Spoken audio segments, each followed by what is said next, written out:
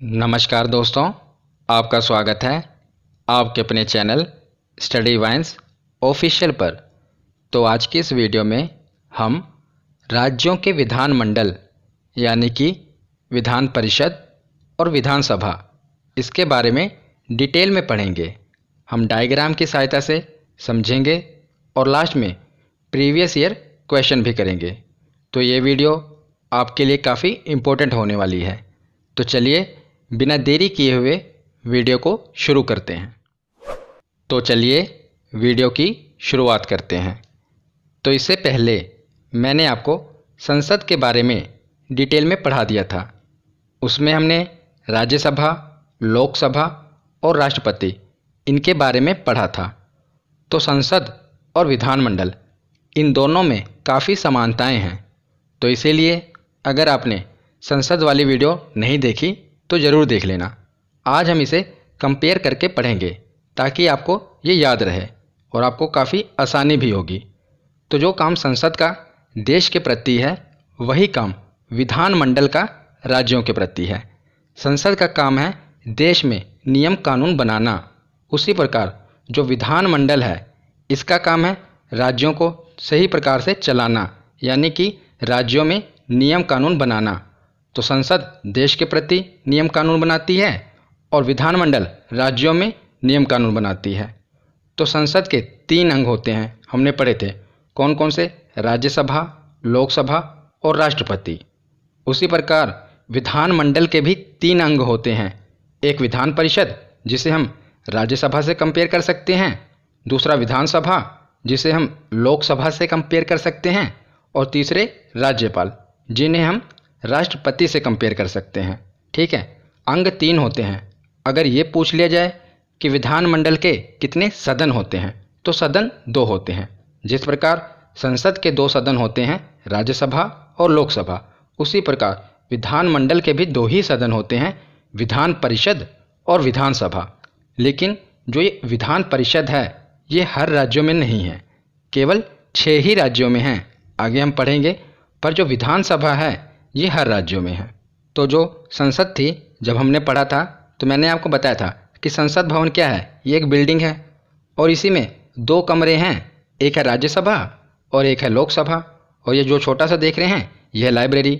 तो संसद में 2 कमरे हैं, राज्यसभा और लोकसभा।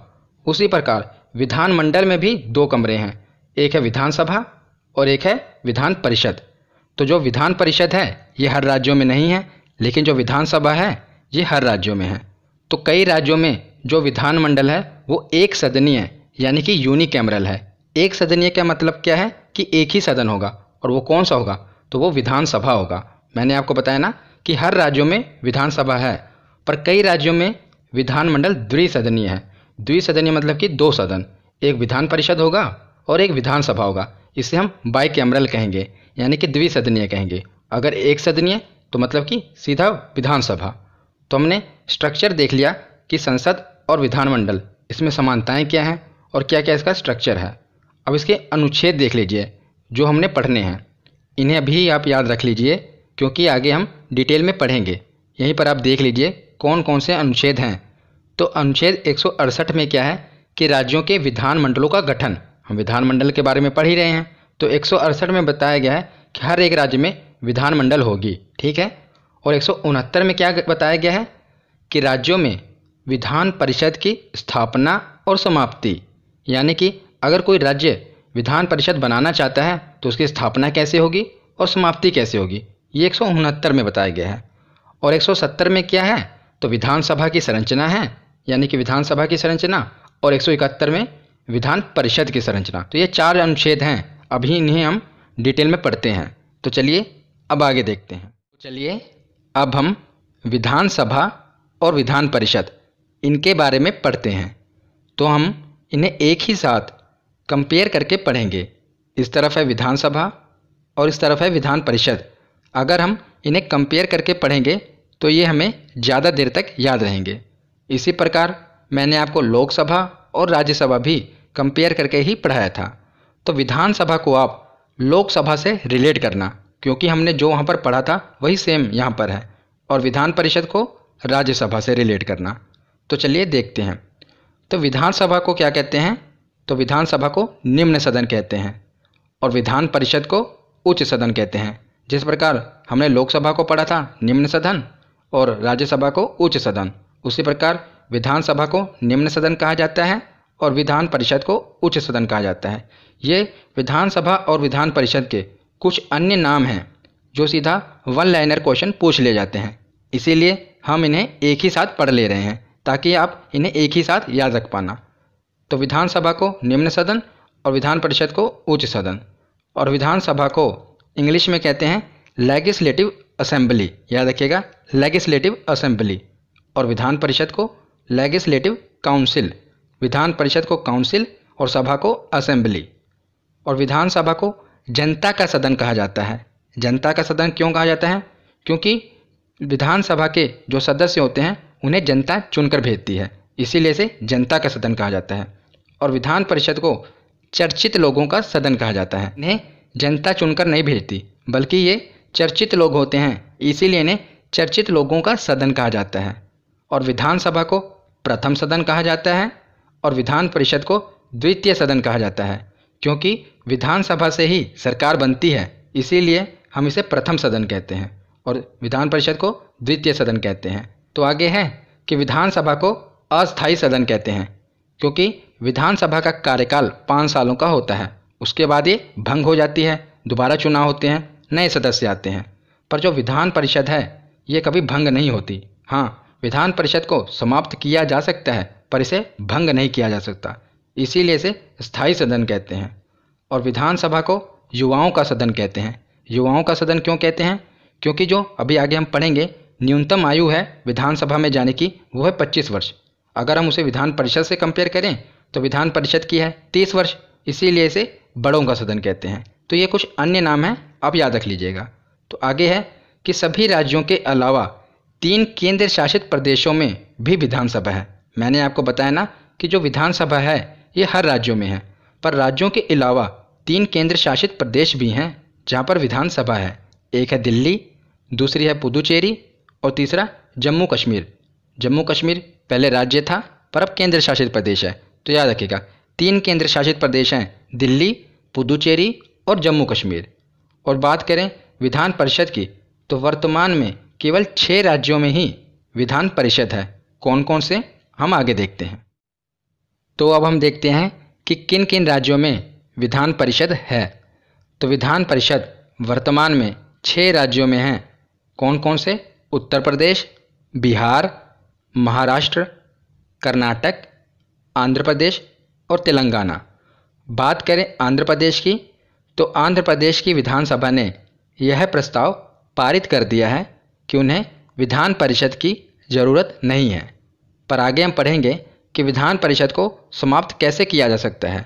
वहाँ की जो विधानसभा है उसने तो ये प्रस्ताव पारित कर दिया, पर अभी संसद के द्वारा स्वीकृति नहीं मिली है। तो जब तक संसद के द्वारा स्वीकृति नहीं मिल जाती हम इसे काउंट करेंगे। कुछ और नए राज्यों ने भी यह प्रस्ताव पारित किए हैं कि उन्हें विधान परिषद चाहिए, पर जब तक संसद स्वीकृति नहीं दे देती हम उन्हें काउंट नहीं करेंगे। तो अभी वर्तमान में 6 ही राज्य हैं। कौन कौन से, इन्हें हम याद कैसे करेंगे ये देखते हैं। तो बात करते हैं कि अब इन्हें याद कैसे रखना है। तो इसकी ट्रिक भी है, पर मैं आपको ट्रिक नहीं बताऊंगा क्योंकि उसकी कोई ज़रूरत नहीं है। आप इसे मैप की सहायता से याद रखना, जिससे आप इसे काफ़ी देर तक याद रख पाएंगे और कोई ट्रिक की ज़रूरत भी नहीं पड़ेगी। तो याद कैसे रखेंगे, देखिए ऊपर के 2 राज्य हैं उत्तर प्रदेश और बिहार, दोनों साथ साथ हैं।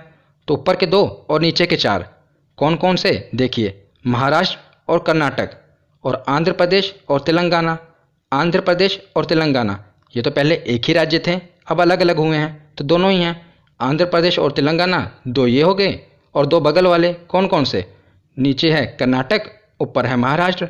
तो 4 राज्य ये हो गए, महाराष्ट्र, कर्नाटक, आंध्र प्रदेश, तेलंगाना, और ऊपर के 2 उत्तर प्रदेश और बिहार।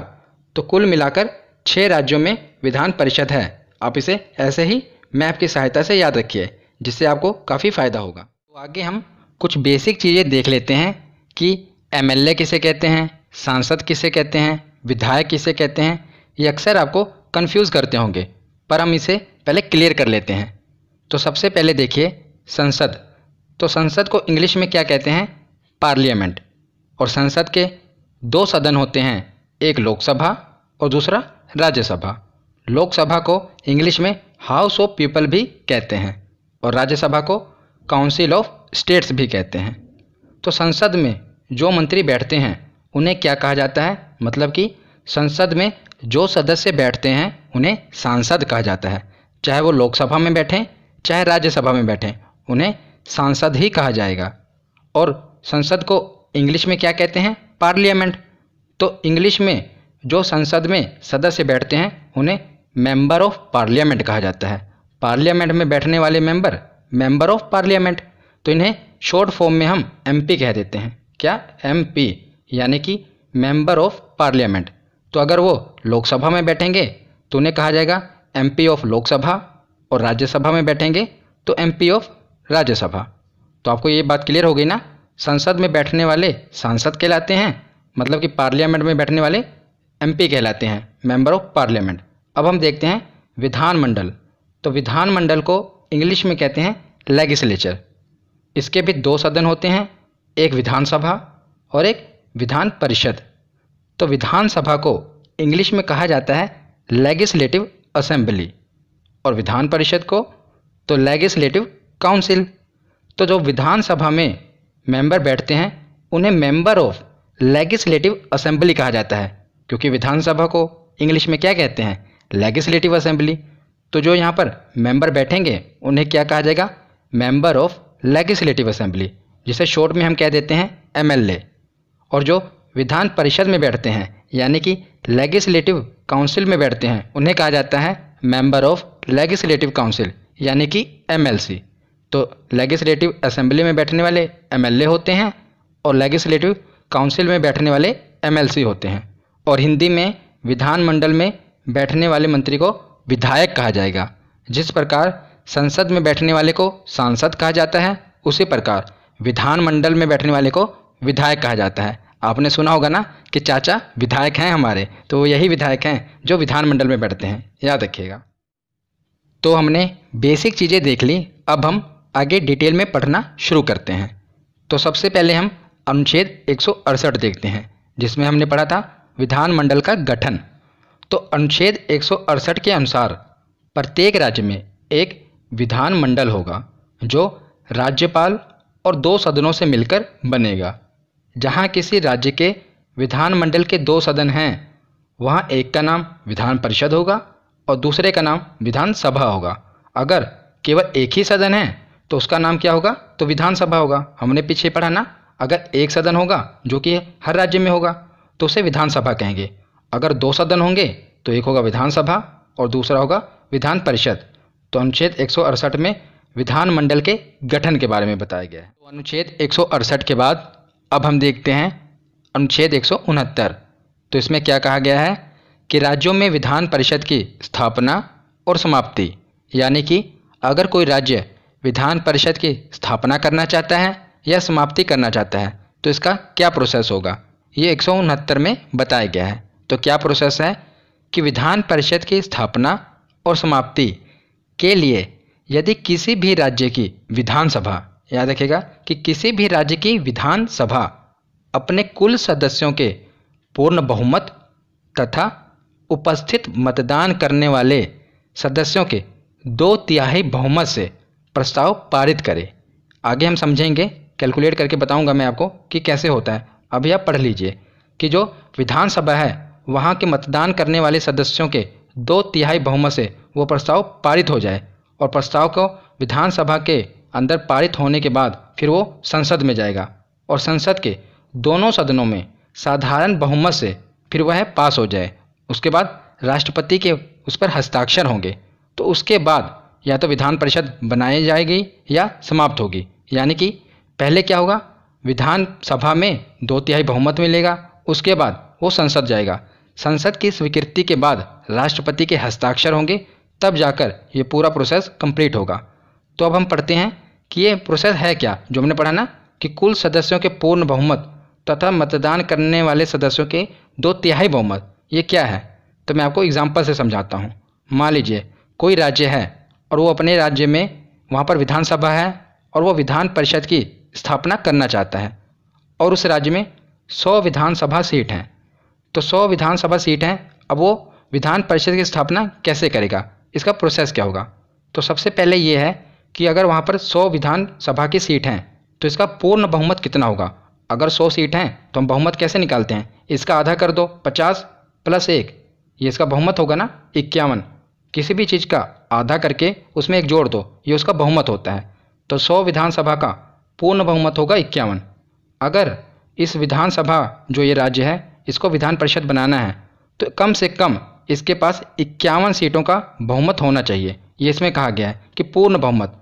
उसके बाद मान लीजिए जिस दिन यहाँ पर वोटिंग हुई विधानसभा में उस दिन 60 सदस्य उपस्थित थे, तो मतदान करने वाले सदस्यों का 2/3, 60 सदस्यों का 2/3 कितना हुआ, तो 40 हुआ। पर ये 51 से कम है, तो कम से कम 51 तो होना ही चाहिए, तो ये प्रस्ताव पारित नहीं होगा। मान लीजिए उसके बाद 90 सदस्य उपस्थित हैं दूसरे केस में, तो 90 सदस्यों का 2/3 कितना होता है, तो 60, यह 51 से आगे निकल जाएगा। तो हाँ, इस केस में विधानसभा से प्रस्ताव पारित हो जाएगा।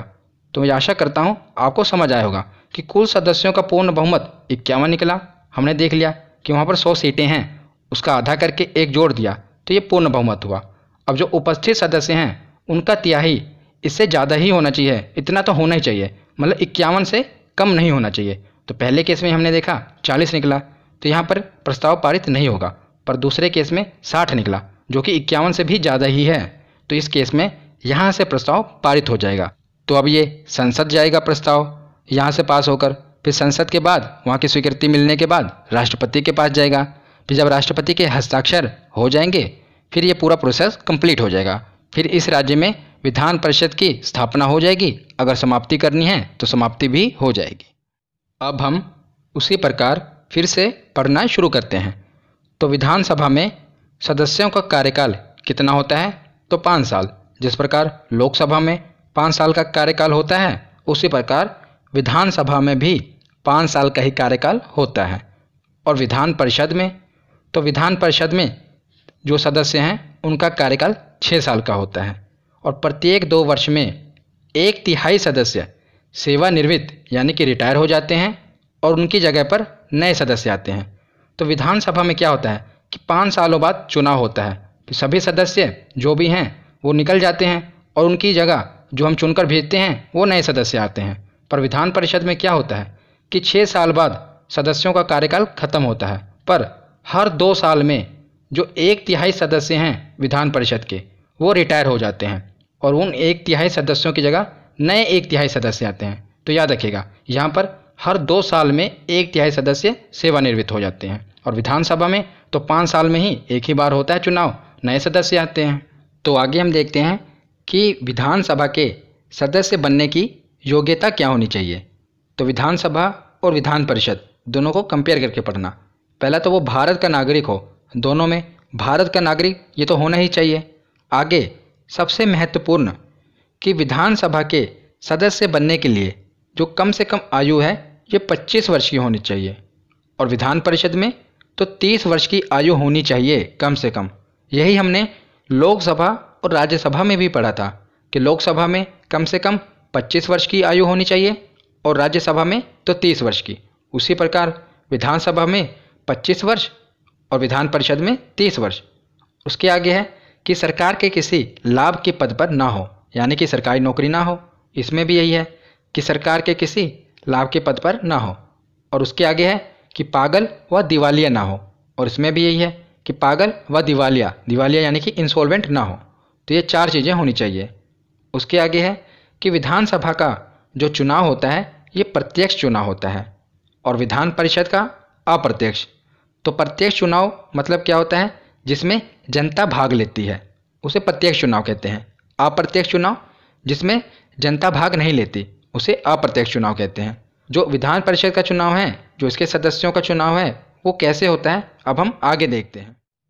तो अब हम ये देखते हैं कि विधान परिषद के सदस्यों का चुनाव कैसे होता है, क्योंकि जो विधानसभा होती है उनके सदस्यों का चुनाव तो प्रत्यक्ष होता है, यानी कि जनता चुनकर भेजती है।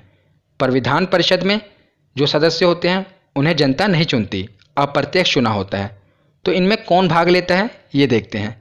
तो जो विधान परिषद के सदस्यों का चुनाव होता है इसे 5 भागों में बांटा गया है। मैं आपको इजीली समझाता हूँ। देखिए, मान लीजिए उस विधान परिषद में 60 सीटें हैं, तो 60 का 1/3 यानी कि 1/3 सदस्य कितने हुए, तो 20 सदस्यों का चुनाव विधानसभा के सदस्यों द्वारा किया जाएगा। जो उस विधान परिषद में उस राज्य में जो विधानसभा होगी वो 20 सदस्यों का चुनाव करेगी। 1/3 सदस्य ये वेरी करते रहते हैं, यानी कि बदलते रहते हैं सीटों के हिसाब से। आगे जो 1/3 सदस्य हैं ये भी कितने हुए, 20। इनका जो चुनाव होता है इसमें स्थायी निकाय द्वारा भाग लिया जाता है, यानी कि जो वहाँ की लोकल बॉडीज़ होती हैं जैसे नगर पालिका हो गया, जिला बोर्ड के सदस्य हो गए, ये भाग लेंगे। बाकी 1/6 सदस्य ये कितने हुए, तो 10 सदस्य, 60 का 1/6, तो इसमें राज्यपाल द्वारा ये मनोनीत किए जाते हैं। तो वहाँ के 10 सदस्य, अगर मान लीजिए वहाँ की विधान परिषद में 60 सीटें हैं तो जो 10 सीटें हैं यानी कि 10 सदस्य हैं ये राज्यपाल द्वारा मनोनीत किए जाएंगे। आगे है 1/12 सदस्य, तो 60 का 1/12 कितना हुआ, 5 हुआ। आगे भी 1/12 5 ही होगा। तो 1/12 जो सदस्य हैं ये उन स्नातकों, यानी कि स्नातक को क्या कहते हैं, ग्रेजुएट, वो ग्रेजुएट द्वारा निर्वाचित होते हैं जिन्होंने कम से कम 3 वर्ष पूर्व अपनी ग्रेजुएशन की डिग्री प्राप्त कर ली हो, ये उनके चुनाव में भाग लेते हैं। तो देखिए 20 + 20 40, 10 50, 5 55 और ये बाकी के 5 कुल मिलाकर 60 हो जाएगा। तो इस प्रकार इन्हें बांटा गया है। तो बाकी के जो बचे 1/12 सदस्य, इन्हें उन अध्यापकों द्वारा निर्वाचित होते हैं ये जो कम से कम 3 वर्षों से माध्यमिक पाठशालाओं अथवा उनसे ऊंची कक्षाओं में शिक्षण कार्य कर रहे हों। तो ये जो सरकारी टीचर होते हैं ये उन्हें चुनते हैं। यहाँ पर हमने देखा कि स्टूडेंट होते हैं वो चुनते हैं, यहाँ पर सरकारी टीचर हैं वो चुनते हैं। 1/12 1/12 और 1/6 राज्यपाल द्वारा मनोनीत किए जाते हैं। 1/3 लोकल बॉडीज़ के द्वारा इनका चुनाव होता है और 1/3 जो वहाँ की विधानसभा होती है वो चुनकर भेजती है। तो इस तरह कुल 5 भागों में इन्हें बांटा गया है और मैंने आपको डायग्राम की सहायता से इसे डिवाइड करके समझा दिया। ये इतना डिटेल में नहीं पूछा जाता, पर यह पूछ लिया जाता है कि बताइए 1/12 किसके द्वारा चुना गया, 1/6 सदस्य किसके द्वारा मनोनीत किए जाते हैं, तो ये आपसे पूछ लिया जाता है। तो इसे आप इजीली इस प्रकार समझ पाएंगे और याद रख पाएंगे। तो हमने ये देख लिया कि सदस्यों का चुनाव कैसे होता है। अब हम ये देखेंगे कि आखिर सदस्यों की संख्या विधानसभा और विधान परिषद में कितनी होगी। तो सबसे पहले देखते हैं विधानसभा में सदस्यों की संख्या।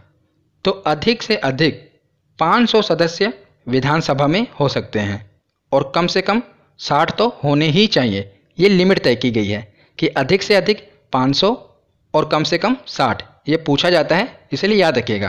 कहाँ पर, तो विधानसभा में। पर इसके कुछ अपवाद हैं जहाँ पर कम से कम जो 60 सीटें हैं ये भी नहीं हैं। तो कौन कौन से, ये 4 आपको याद रखने हैं क्योंकि इम्पोर्टेंट बन जाते हैं। तो सबसे पहले है गोवा, जहाँ पर सिर्फ 40 विधानसभा सीटें हैं, 60 नहीं हैं। दूसरा है मिजोरम, यहाँ पर भी 40 ही विधानसभा सीटें हैं। और तीसरा है सिक्किम, यहाँ पर सिर्फ 32 विधानसभा सीटें हैं। और एक पुदुचेरी भी याद रख लीजिएगा, ये है तो केंद्र शासित प्रदेश, पर इसे भी आप याद रख लीजिए। तो 30 सीटें हैं यहाँ पर विधानसभा की, ये केंद्र शासित प्रदेश है। 3 राज्य हैं, गोवा, मिजोरम और सिक्किम, और एक केंद्र शासित प्रदेश है पुदुचेरी, जहाँ पर जो ये आंकड़ा है 60 का कम से कम वाला, ये इसका अपवाद है, यहाँ पर 60 सीटें नहीं हैं, तो याद रखिएगा। तो विधानसभा के सदस्यों की संख्या हमने देख ली। अब हम देखते हैं कि विधान परिषद में सदस्यों की संख्या कितनी होगी। तो इसमें कोई फिक्स आंकड़ा नहीं दिया गया। इसमें क्या बताया गया है कि अधिक से अधिक विधानसभा के सदस्यों की कुल संख्या के 1/3 सदस्य होने चाहिए। तो ये क्या है, मान लीजिए कि विधानसभा में किसी राज्य में 150 सीटें हैं, टोटल कितनी है 150, तो वहाँ की विधान परिषद में अधिक से अधिक इसका 1/3 ही हो सकते हैं। तो 150 का 1/3 कितना होगा, तो 50। तो ये 50 अधिकतम है, इससे आगे नहीं बढ़ सकते। तो कितनी सीटें हो सकती हैं अधिक से अधिक, वहाँ की विधानसभा की 1/3। और बात करें कम से कम, तो कम से कम 40 तो होनी ही चाहिए। यह भी हम आगे देखेंगे कि जो 6 विधान परिषद वाले राज्य हैं उनमें कितनी सीटें हैं। तो कम से कम कितनी होनी चाहिए, तो 40 तो होनी ही चाहिए। और अधिक से अधिक तो वहाँ की जो विधानसभा है उनके कुल सदस्यों का 1/3, ये सदस्यों की संख्या है। अब हम आगे देखते हैं कि जो विधानसभा होती है वहाँ की जो कार्यवाही होती है उसका संचालन कौन करते हैं, तो वहाँ के अधिकारी करते हैं। तो जो विधानसभा होती है वहाँ पर 2 अधिकारी होते हैं, एक अध्यक्ष और एक उपाध्यक्ष, जिस प्रकार लोकसभा में थे। और उसी प्रकार जो विधान परिषद है, काम दोनों का सेम ही है पर नाम बदल दिया गया है। इन्हें सभापति और उपसभापति कहा जाता है। जिस प्रकार राज्यसभा में सभापति उपसभापति होते हैं, उसी प्रकार यहाँ पर विधान परिषद में सभापति और उपसभापति होते हैं। तो एक बात याद रखिएगा, जब हमने राज्यसभा पढ़ा था तो राज्यसभा में जो सभापति होते थे वो देश के उपराष्ट्रपति होते हैं, पर विधान परिषद में जो विधान परिषद के जो सदस्य हैं, इन्हीं में से एक सदस्य को हम चुन लेते हैं, उसे सभापति बना लेते हैं और एक को उपसभापति बना देते हैं। तो ये इन्हीं सदस्यों में उनका चुनाव कर लिया जाता है। और इसी प्रकार जो अध्यक्ष होते हैं, उपाध्यक्ष होते हैं, ये भी विधानसभा के जो सदस्य होते हैं उन्हीं में से चुन लिया जाता है, ये बाहर से नहीं होते, याद रखिएगा। और ये जो अपना इस्तीफ़ा होता है, यानी कि अपना त्यागपत्र, अगर सभापति है तो वो उपसभापति को देंगे, उपसभापति सभापति को अपना त्यागपत्र देंगे। उसी प्रकार अध्यक्ष अपना इस्तीफ़ा उपाध्यक्ष को देंगे और उपाध्यक्ष अपना इस्तीफ़ा अध्यक्ष को देंगे। तो ये सभी बातें आप याद रखिएगा। तो हमने विधानसभा और विधान परिषद इनको कंपेयर करके पढ़ लिया। अब हम कुछ महत्वपूर्ण तथ्य हैं, इन्हें पढ़ लेते हैं। तो याद रखिए, मैंने आपको पीछे अनुच्छेद बता दिए थे कि 168 में क्या है, तो विधानमंडल का गठन। 169 में क्या है, तो जो नए विधान परिषद की जो स्थापना होगी या समाप्ति होगी, इसका प्रोसेस बताया गया था। अनुच्छेद 170 में क्या है, तो विधानसभा की संरचना। 171 में क्या है, तो विधान परिषद की संरचना। ये चारों अनुच्छेद थे, हमने 170 और 171 इसे कंपेयर करके पढ़ लिया और 168 और 169 इसे भी पढ़ लिया। अब आगे कुछ महत्वपूर्ण तथ्य हैं जो कि विधानसभा से रिलेटेड हैं, इन्हें भी पढ़ लेते हैं। तो यह आरक्षण। तो अनुच्छेद 332 के अनुसार जो राज्य की विधानसभा होगी, इसमें जनसंख्या के अनुपात में, वहाँ की जो जनसंख्या होगी उसके अनुपात में एससी और एसटी जातियों को आरक्षण दिया गया है। ये याद रखिएगा, कहाँ पर, तो राज्य की विधानसभा में हर राज्य की जनसंख्या के अनुपात में एससी और एसटी जातियों को आरक्षण दिया गया है। उसके आगे है अनुच्छेद 333। इसके अनुसार राज्यपाल एक आंग्ल भारतीय यानी कि एंग्लो इंडियन, ये क्या होते हैं एंग्लो इंडियन, ये मैंने आपको संसद वाली वीडियो में बताया था। तो एक आंग्लीय भारतीय को विधानसभा में मनोनीत करते थे, याद रखिएगा, मनोनीत करते थे। तो पहले एंग्लो इंडियन को मनोनीत किया जाता था, पर अब नहीं किया जाता। क्यों नहीं किया जाता, क्योंकि अभी एक संविधान संशोधन हुआ है, 104वां संविधान संशोधन। इसके द्वारा जो आंग्ल भारतीय हैं, यानी कि जो एंग्लो इंडियन हैं, आंग्ल भारतीय समुदाय के आरक्षण को समाप्त कर दिया गया है। अब एंग्लो इंडियन को नहीं मनोनीत किया जाएगा। याद रखिएगा कि 104वें संविधान संशोधन के द्वारा जो आंग्ल भारतीय समुदाय का आरक्षण था, इसे समाप्त कर दिया गया है। तब जो ये राज्यपाल के द्वारा एक आंग्ल भारतीय विधानसभा में मनोनीत किया जाता था, अब नहीं किया जाएगा। ये महत्वपूर्ण तथ्य है, इसे याद रखिएगा। तो अब हम विधानसभा के कार्य और शक्तियां पढ़ लेते हैं, क्योंकि ये बहुत ही महत्वपूर्ण है और डायरेक्ट एग्ज़ाम में पूछ ले जाते हैं। लास्ट में हम प्रीवियस ईयर क्वेश्चन करेंगे, उन्हें ज़रूर अटेम्प्ट करना। तो सबसे पहले है कि विधानसभा, इसे राज्य सूची और समवर्ती सूची पर कानून बनाने का अधिकार है। तो राज्य सूची क्या होता है, इसमें कुछ विषय होते हैं जिन पर राज्य सरकारें कानून बना सकती हैं, और समवर्ती सूची के विषयों पर राज्य सरकार और केंद्र सरकार दोनों ही कानून बना सकती हैं। तो विधानसभा को ये शक्तियाँ प्राप्त हैं। आगे है कि धन विधेयक को सबसे पहले विधानसभा में ही प्रस्तुत किया जाता है, विधान परिषद में नहीं किया जाएगा, सबसे पहले विधानसभा में ही प्रस्तुत किया जाएगा। तो धन विधेयक क्या है, ये मैंने महत्वपूर्ण अनुच्छेद वाली वीडियो में बता रखा था, फिर मैं आपको दोबारा शॉर्ट में बता देता हूँ कि जो सरकार की धन लाने की प्रक्रिया होती है उसे धन विधेयक कहते हैं। जैसे सरकार कोई लोन ले रही है, उसे धन आएगा ना, तो ये धन विधेयक है। अगर कोई टैक्स की वैल्यू सरकार घटा बढ़ा रही है तो उसे भी हम धन विधेयक कहेंगे। तो जो धन विधेयक है ये सबसे पहले विधानसभा में ही प्रस्तुत किया जाएगा, और जब धन विधेयक विधानसभा में पारित हो जाएगा तो इसके बाद इसे विधान परिषद में पास करने के लिए भेज दिया जाएगा। तो फिर विधान परिषद को 14 दिनों के भीतर धन विधेयक को विधानसभा के पास लौटाना पड़ेगा। मतलब कि अधिकतम 14 दिनों तक ही विधान परिषद इस बिल को अपने पास रख सकती है। अगर 14 दिनों के बाद 15वां दिन हो गया तो ये मान लिया जाएगा कि विधान परिषद के द्वारा ये बिल पास कर दिया गया है। ये याद रखिएगा, बहुत ही महत्वपूर्ण पॉइंट है। आगे है कि प्रत्येक वर्ष राज्य का जो वार्षिक बजट होता है ये कहाँ पर, तो ये विधानसभा में ही प्रस्तुत किया जाता है, वार्षिक बजट। उसके आगे है कि विधानसभा की अनुमति के बिना राज्य में कोई टैक्स नहीं लग सकता, ये विधानसभा की अनुमति के बिना। आगे है कि जो मंत्रिपरिषद है, यानी कि मंत्रिपरिषद जो भी मंत्री हैं ये सामूहिक रूप से विधानसभा के प्रति ही उत्तरदायी होंगे, चाहे वो विधान परिषद से ही क्यों न चुन के आए हों, पर वो विधानसभा के प्रति ही उत्तरदायी होंगे।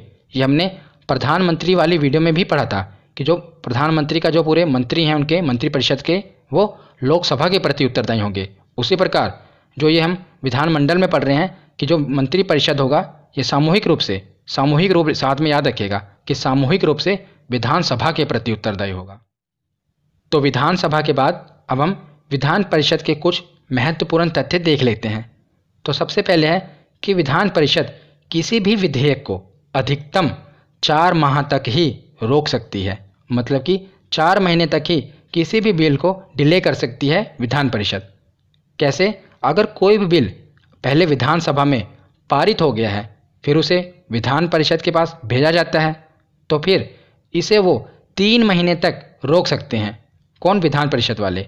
फिर यह बिल दोबारा विधानसभा के पास वापस चला जाएगा, फिर विधानसभा दोबारा इसे पारित करके विधान परिषद में भेज देगी। अब की बार विधान परिषद इसे 1 ही महीने तक रोक सकती है। अगर वो 1 महीने तक भी इसको पारित नहीं करेगी विधान परिषद में, फिर यह मान लिया जाएगा कि यह बिल विधान परिषद के द्वारा पारित हो चुका है। मतलब कि पहली बार 3 महीने तक दोबारा बिल वो विधानसभा जाएगा, तो वहाँ से दोबारा पारित होकर विधान परिषद आएगा, तो दोबारा 1 महीने तक। मतलब कि कोई भी बिल विधान परिषद अधिकतम 4 महीने तक ही अपने पास अटका सकते हैं। तो इसीलिए कहा गया है कि विधान परिषद किसी भी विधेयक को अधिकतम 4 माह तक ही रोक सकती है, याद रखिएगा। तो अगला पॉइंट है कि मुख्यमंत्री और मंत्रियों का चयन किसी भी सदन से किया जा सकता है। तो जरूरी नहीं है कि जो मुख्यमंत्री का चयन किया जाए ये विधानसभा के ही सदस्य हों, वो विधान परिषद के भी सदस्य हो सकते हैं, यानी कि किसी भी सदन के सदस्य हो सकते हैं। तो जो मंत्री हैं वो भी विधान परिषद के सदस्य भी हो सकते हैं और विधान सभा के भी सदस्य हो सकते हैं। पर अगर वो किसी भी सदन के सदस्य हों पर वो सामूहिक रूप से विधानसभा के प्रति ही उत्तरदायी होंगे, ये हमने पीछे पढ़ रखा था। और ये भी याद रखिएगा, अगर मान लीजिए कोई किसी को मंत्री बनाया गया और वो किसी भी सदन का सदस्य नहीं है तो फिर इसकी एक कंडीशन हो सकती है। मान लीजिए किसी को मुख्यमंत्री ने मंत्री बना दिया और वो किसी भी सदन का सदस्य नहीं है, ना वो विधानसभा का है ना वो विधान परिषद का है, तब भी उसे मंत्री बनाया जा सकता है।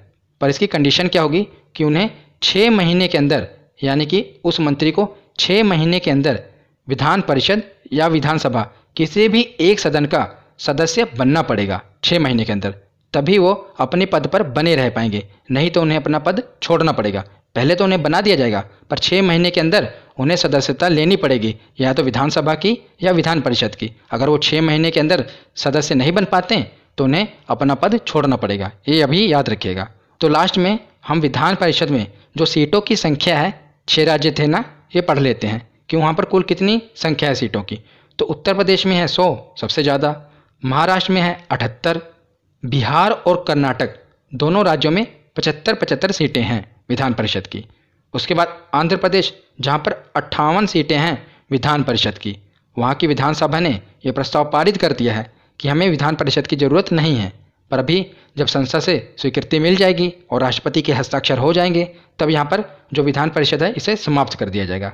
और लास्ट में जो छठा राज्य है यह तेलंगाना, यहाँ पर 40 विधान परिषद की सीटें हैं। तो हमने पूरा थ्योरी सेक्शन कंप्लीट कर लिया।